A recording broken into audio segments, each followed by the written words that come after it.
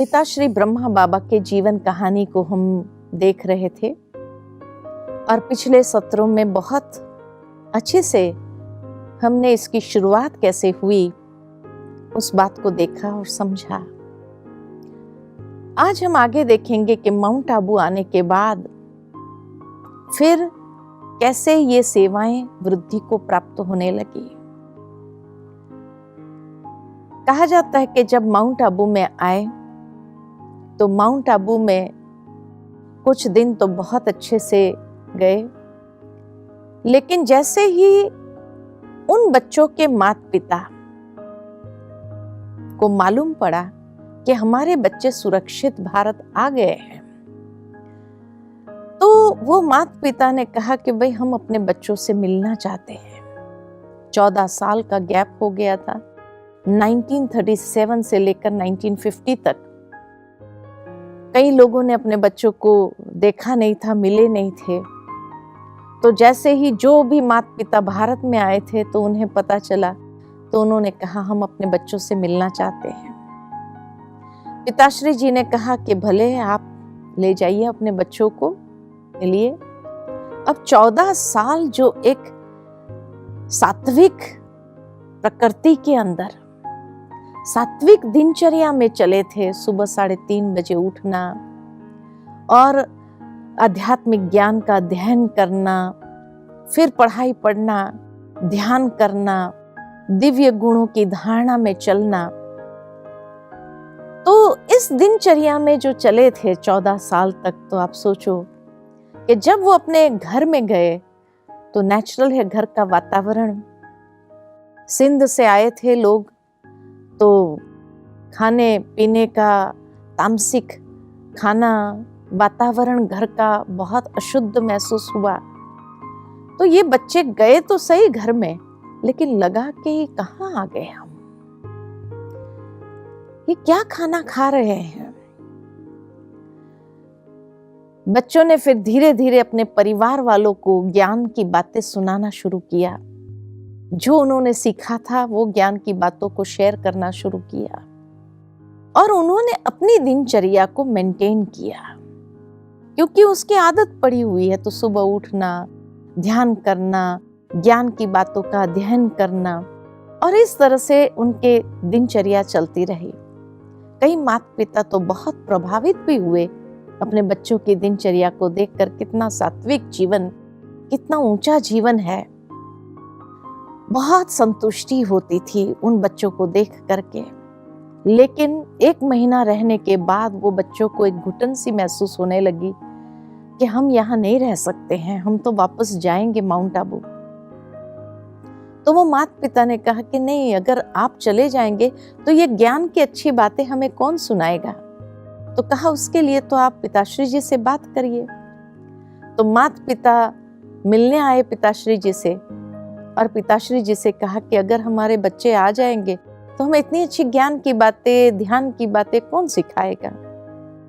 तब पिताश्री जी ने कहा कि ठीक है, अगर आप चाहते हैं कि वो वहां पर रहे तो एक अलग मकान ले दो, ताकि वो अपनी दिनचर्या में चलते रहे। क्योंकि उन्हें जिस तरह के सात्विक दिनचर्या मिली हुई है, हो सकता है कि आपके घर के अंदर जो एक वातावरण है, भोजन की अशुद्धि है, दिनचर्या उनके हिसाब से नहीं है, तो इसीलिए अगर अलग स्थान होगा तो वो अपनी दिनचर्या को भी मेंटेन करेंगे, अपने सात्विक जीवन शैली में भी जिएंगे, और आप सभी वहां जाना ज्ञान श्रवण करने के लिए, और दूसरे लोग भी समाज के वहां आ सकते हैं ज्ञान श्रवण करने के लिए।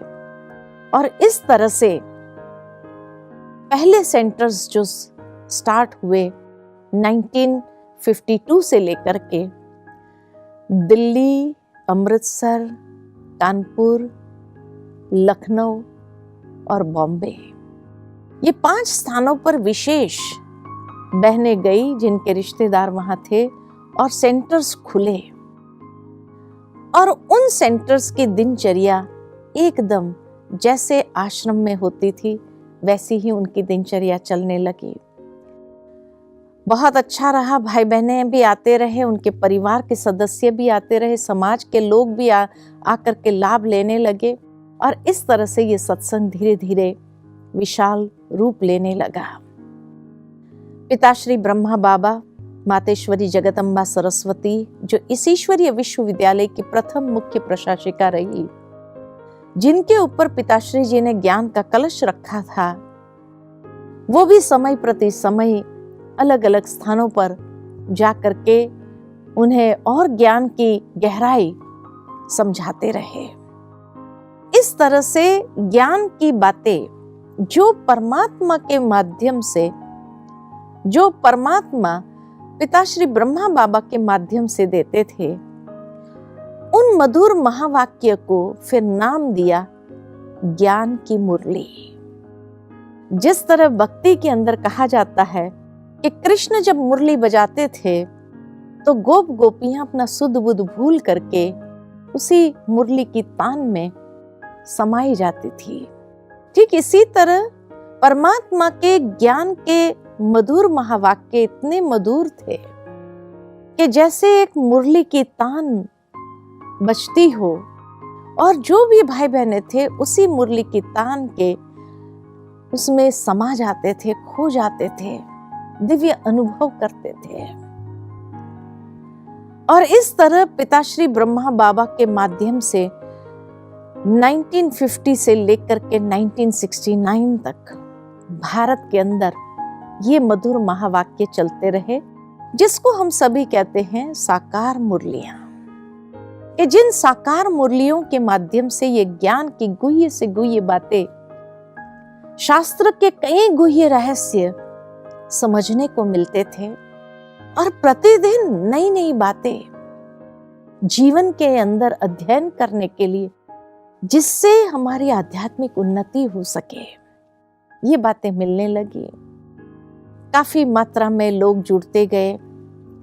1954 में पहला ग्रुप भाई बहनों का आदरणीय दादी प्रकाश मणि, दादी रतन मोहिनी और आनंद किशोर दादा का एक धर्म संसद जापान में हुआ था, तो वहां पर चले गए और उस धर्म संसद में भी बहुत अच्छी तरह से उन्होंने अपने बातों को रखा लोगों के सामने। लोग काफी प्रभावित भी हुए और उन्हें कई प्रकार का लिटरेचर छपा करके दिया। 1 साल की यात्रा करके जब यहाँ भारत वापस आए तो उस समय बहुत अच्छे से पिताश्री जी ने उन लोगों का वेलकम किया।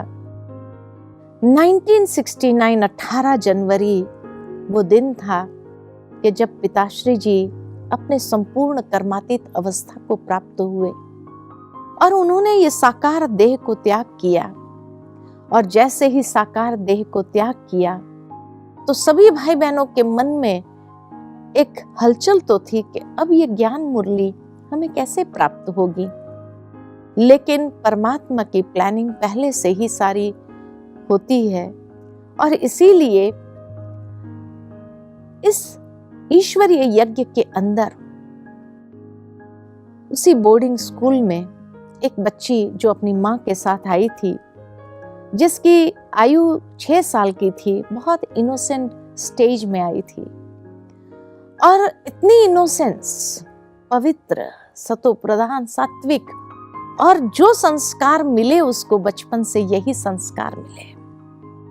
तो पिताश्री जी ने उस पवित्र आत्मा को अपना माध्यम बनाया और ब्रह्मा बाबा अव्यक्त होने के बाद अव्यक्त ब्रह्मा बाबा और शिव बाबा दोनों आदरणीय दादी गुलजार के तन में आकर के मधुर महावाक्य ज्ञान की मुरलियां जो संपूर्णता की ओर ले जाएं, वो मधुर महावाक्य सुनाने लगे। और वही स्रोत रहा सभी भाई बहनों के लिए अपनी आध्यात्मिक उन्नति करने के लिए। और एक दिशा भी मिली कि खाली ज्ञान की बातों को ही जीवन के अंदर आचरण में लाने की बात नहीं है, लेकिन जीवन का लक्ष्य है संपूर्णता को प्राप्त करना, कर्मातीत अवस्था को प्राप्त करना, कर्म बंधनों को समाप्त करना और धीरे धीरे आत्मा को इतनी ऊंचाई तक ले जाना। ये लक्ष्य मिला संपूर्ण ब्रह्मा बाबा के मधुर महावाक्यों से और शिव बाबा और ब्रह्मा बाबा दोनों आदरणीय गुलजार दादी के तन में आते रहे। 1969 18 जनवरी के बाद 21 जनवरी पहली पधरामणी हुई और उसके बाद ये ज्ञान के महावाक्य आज तक भी मिलते रहते हैं और यही स्रोत है। इसीलिए कई बार कई लोग सोचते हैं कि आप लोग इतनी अच्छी बातें जो बताते हैं, आखिर ये ज्ञान का स्रोत क्या है? तो ज्ञान का स्रोत परमात्मा स्वयं है, जिन्होंने अब तक हमारी परवरिश इस ज्ञान के मधुर महावाक्य से किया है और हर एक का जीवन कितना सुंदर बनता जाता है। भारत में तो धीरे धीरे फिर सारे भारत भर में सेंटर्स खुलते रहे और इतना ही नहीं, लेकिन 1972 से विदेशों में भी सेंटर आरंभ हो गए। सबसे पहला सेंटर लंदन में खुला, लंदन से फिर हांगकांग में खुला, हांगकांग फिर धीरे धीरे अफ्रीका में खुला और इस तरह से विदेशों में भी सब तरफ से सेवा आरंभ हो गई और आज सारे विश्व के 140 देशों में प्रजापिता ब्रह्मा कुमारीज ईश्वरीय विश्वविद्यालय की शाखाएं चलती है और भारत के अंदर लगभग हर तहसील लेवल तक ब्रह्मा कुमारीज के सेंटर्स, सब सेंटर्स या गीता पाठशाला के क्लासेस अवश्य चलते हैं। जो भी भाई बहनें वहां जा करके बेसिक कोर्स 7 डेज का होता है और उसके बाद आध्यात्मिक रूप से अपने आप को सशक्त करने के लिए ये ज्ञान की मुरली और राजयोग ध्यान के माध्यम से आत्मा के अंदर बल भरते हुए अपने आप को सशक्त करते हैं। तो इसी सोर्स के माध्यम से उन महावाक्य को जीवन के अंदर आत्मसात करते हुए हर भाई बहनें अपनी आध्यात्मिक उन्नति करते जा रहे हैं। आज सारे विश्व के अंदर लगभग 9 लाख से ऊपर भाई बहनें हैं जो अपना जीवन का शुद्धिकरण भी कर रहे हैं, हर एक पुरुषार्थ कर रहे हैं यथाशक्ति, जितनी उस आत्मा में ग्रहण शक्ति है।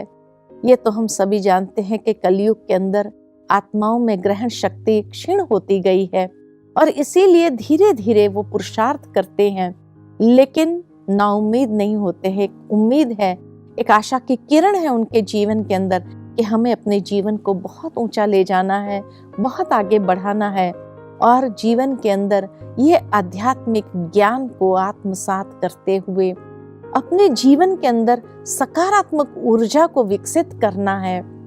और जितनी सकारात्मक ऊर्जा को विकसित करेंगे उतना ही आने वाले समय के अंदर हर परिस्थिति, हर परीक्षा को पास करने की समर्थी आ जाती है। जरूर है कि हर एक कोई एक ही लेवल पर नहीं है, लेकिन जैसे जैसे पुरुषार्थी पुरुषार्थ करते जाते हैं धीरे धीरे उनके अंदर शक्ति भरती जाती है। कभी कभी जो परीक्षाएं आती है ऊपर नीचे भी होते हैं, हलचल में भी आते हैं, लेकिन जितना ज्ञान को आत्मसात करते हैं, नॉलेज इज पावर कहा जाता है, तो ये ज्ञान को जितना शक्ति स्वरूप बनते हुए उसका प्रयोग करते जाते हैं उतना ही जीवन के अंदर हर परीक्षा को पार करना आसान हो जाता है। नहीं तो प्रैक्टिकल दुनिया के अंदर हम देखते हैं कि कैसे लोग डिप्रेशन के शिकार बनते हैं।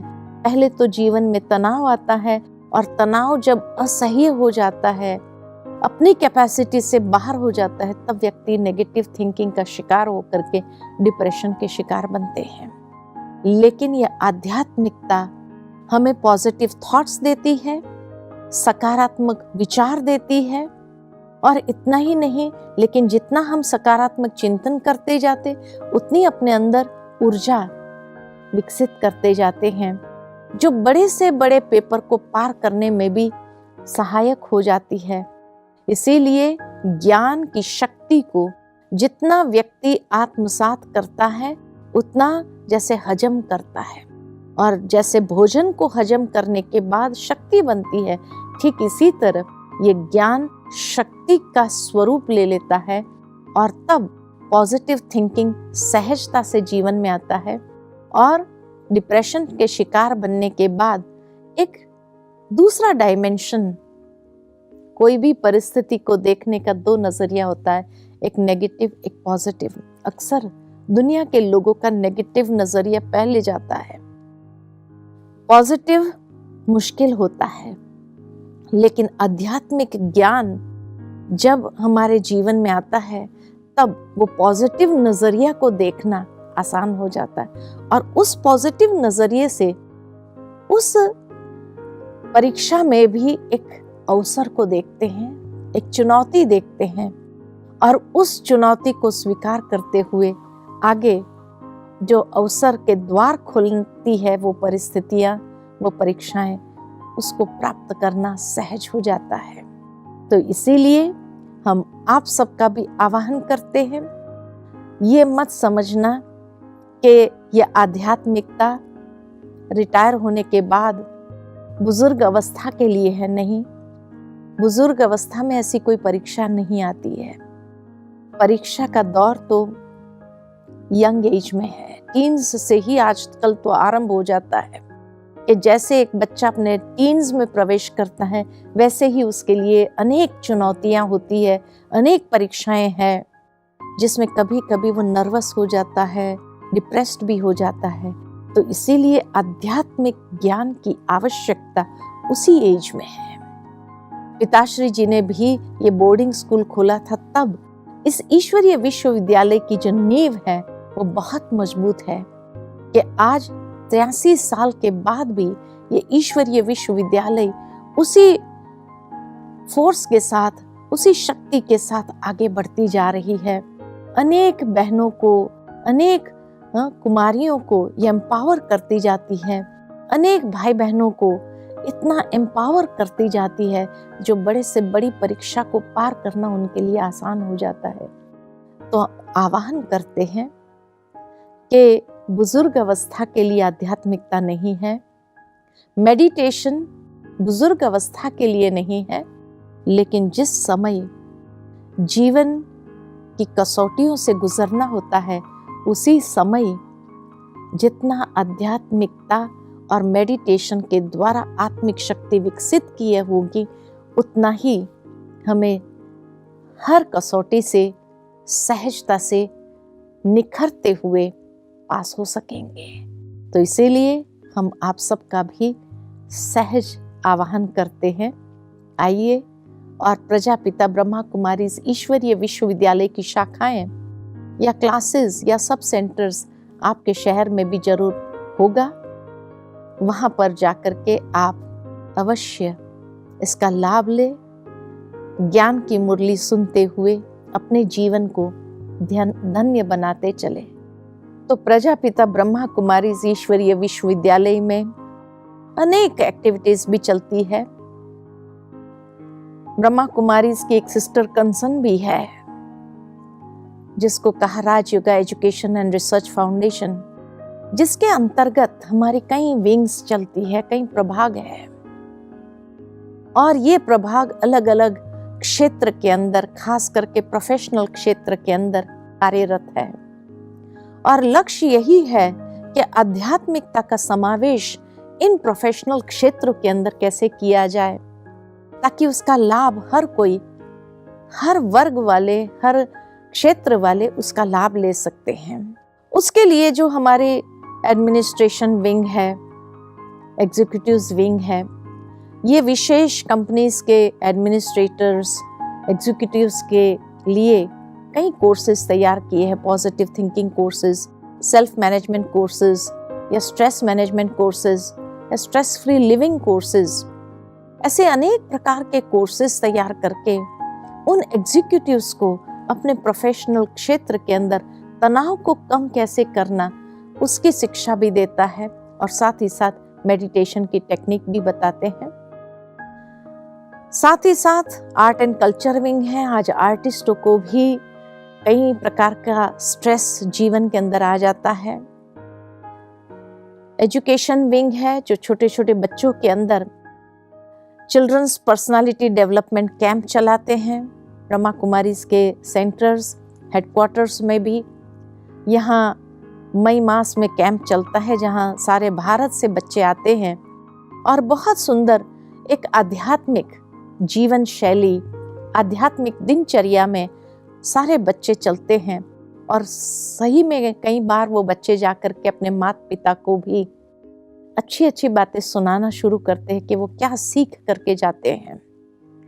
इसी तरह यूथ विंग है जो विशेष यूथ के लिए कई प्रोग्राम्स और विशेष करके क्रिएटिव प्रोग्राम्स लेकर के आती है, ताकि आज के यूथ जो है कई बार रास्ता भटक जाते हैं जीवन के अंदर और कई बुरी संगत में चले जाते हैं, तो किस तरह से यह आध्यात्मिकता उनको एक नई दिशा, एक नई किरण दिखाती है, एक नई ऊर्जा उनके अंदर डेवलप करती है, ताकि वो कोई भी डिसीजन लाइफ के लिए जब ले तो वो डिसीजन सही हो उसके जीवन के लिए।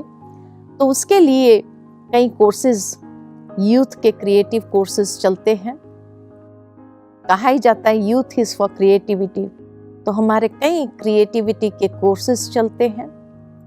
तो साथ ही साथ रूरल डेवलपमेंट विंग है जो विशेष गांव के अंदर हरित क्रांति, श्वेत क्रांति को लेकर के कैसे उसमें आध्यात्मिकता का समावेश करें, क्योंकि हम सभी ये समय प्रति समय समाचार सुनते हैं कि किसानों को किस तरह से निराशा प्राप्त होती है और कहीं न कहीं आत्महत्या के शिकार बनते जाते हैं। और नेचुरल है वो परिवार भी किस तरह से मुसीबत में आ जाता है जब परिवार का कोई बड़ा ही आत्महत्या कर लेता है। तो ब्रह्मा कुमारीज ने यौगिक खेती शुरू किया है और ये यौगिक खेती के प्रोग्राम्स भी आप समय प्रति समय हमारी चैनल्स पर देखेंगे ही। और साथ ही साथ एक नई दिशा कि किस तरह से हिम्मत नहीं हारना है, लेकिन एक नया प्रोजेक्ट उनके लिए हम लेकर के आते हैं। तो ऐसे अलग अलग प्रभाग जो बने हैं, साइंटिस्ट इंजीनियर्स विंग है, बिजनेस एंड इंडस्ट्री विंग है, मीडिया विंग है, जूरिस्ट विंग है, ऐसे 19 विंग्स बने हुए हैं। और ये 19 विंग्स के माध्यम से समाज के अंदर समाज को सशक्त करने के लिए, ताकि कोई भी व्यक्ति अपने जीवन के अंदर हताश, निराश, उदास न हो, लेकिन हमेशा आध्यात्मिकता की एक नई किरण अवश्य उसको एक ऐसा स्पार्क देती है जिससे वो सोचता है ये तरीका तो मैंने कभी सोचा ही नहीं, ये दिशा तो मुझे महसूस ही नहीं हुई, अरे इतनी सहज है, क्यों नहीं हम इस दिशा को लेकर के आगे बढ़े जीवन के अंदर। तो ब्रह्मा कुमारीज का बहुत वैरायटी प्रोग्राम्स है जो आप समय प्रति समय हमारे चैनल्स पर भी देखते हैं और जीवन के लिए नई प्रेरणा, नई आशा, नया उमंग, नया उत्साह प्राप्त करेंगे। तो इसीलिए आह्वान है आप सबका कि आप अपने जीवन में भी एक नई किरण को प्राप्त करने के लिए अवश्य पधारें और नई ऊर्जा के साथ अपने जीवन को नई दिशा दें। ओम शांति।